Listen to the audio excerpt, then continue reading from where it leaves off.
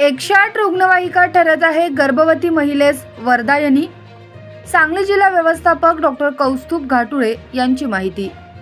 1 August 2024 रोजी सकाळी पहाटे 3:16 108 रुग्णवाहिकेसाठी कडेगाव तालुक्यामधील खंबाळे गावामधून एका गर्भवती महिलेच्या पोटामध्ये दुखत असल्याचा कॉल आला।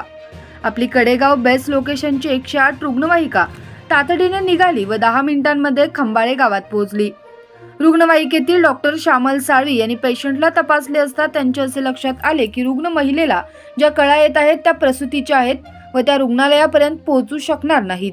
म्हणून 108 रुग्णवाहिकेतील डॉक्टर श्यामल साळवी यांनी गर्भवती महिलेच्या कुटुंबातील लोकांना पूर्ण कल्पना दिली व त्या महिलेची प्रसूती तिथेच करण्याचा निर्णय घेतला।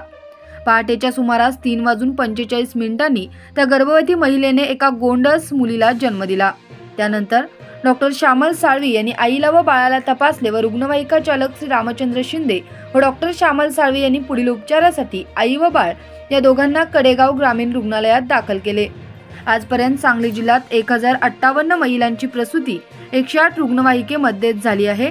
यामुळे 108 रुग्णवाहिकेचे समाजातील सर्व स्तरातून कौतुक होत असल्याची माहिती सांगली जिल्हा व्यवस्थापक डॉक्टर कौस्तुभ घाटुळे यांनी दिली।